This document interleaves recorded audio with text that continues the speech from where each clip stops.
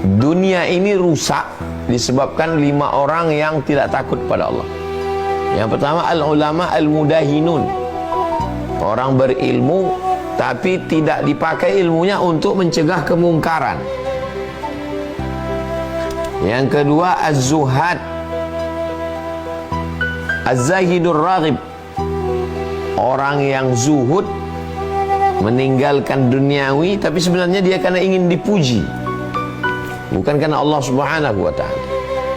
Lalu kemudian yang ketiga adalah ketika seorang diberikan Allah Subhanahu wa ta'ala keahlian dalam bidang perniagaan, berdagang, ternyata dia khain, dia pengkhianat, mengkhianati pembeli dengan memalsukan barang-barang. Dia katakan barang impor padahal barang lokal, kemudian disemprot formalin dan lain sebagainya. Rusak dunia ini. Kemudian dunia ini dirusak lagi oleh al-ghuzat, para pasukan perang yang sebetulnya berperang bukan karena Allah, bukan karena ingin menolong agama Allah, tapi karena ingin dunia, karena duit.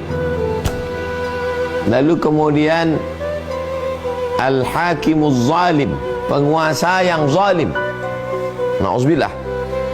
Penguasa yang zalim, yang bertindak semena-mena, ini juga merusak. Makanya kalau yang 5 ini takut kepada Allah, selamatlah dunia ini. La'allakum tattaqun. Mudah-mudahan kamu takut. Takut, tattaqun, takut selalu diterjemahkan sebagai takut kepada Allah.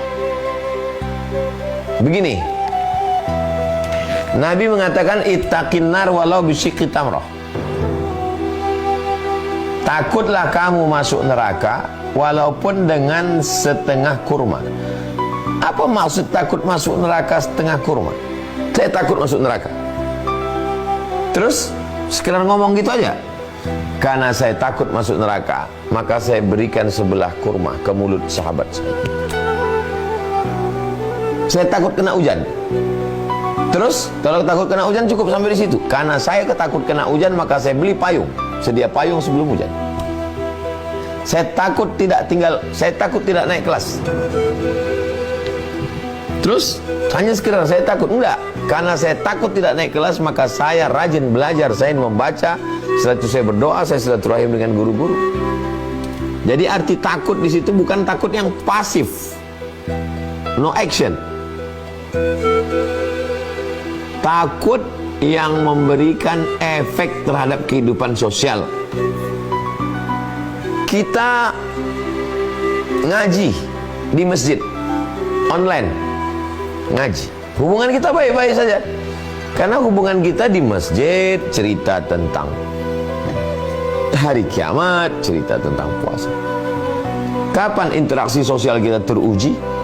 Ketika saya punya uang, uang ini dipakai oleh jamaah untuk bisnis. Di situ baru teruji persaudaraan, persahabatan kita. Berapa banyak teman yang baik? Iya, karena sekedar hubungan biasa-biasa saja. Tapi ketika sudah menginjak kepada hubungan bisnis, hubungan kerjasama, hubungan yang bersifat materi, kebendaan, kurang takwanya. Kalau kebetulan saya seorang pengusaha dan saya punya karyawan, sama-sama bertakwa, takut kepada Allah. Saya sebagai pengusaha takut menganiaya murid, dan karyawan juga takut untuk tidak on time, tepat waktu, takut berkhianat. Takutnya kepada Allah, bukan takutnya kepada atasan. Sebagai seorang ustadz yang mengajar, takut untuk berkhianat, takut untuk tidak benar. Murid-muridnya juga takut melawan. Tapi takutnya kemana? Takutnya kepada Allah. Saya takut kedinginan. Terus kalau takut dingin, beli kaos kaki, beli kaos tangan, pakai jaket. Itulah makna takut. Jadi bukan seperti takut yang pasif, yang tidak ada actionnya. Nah, ini.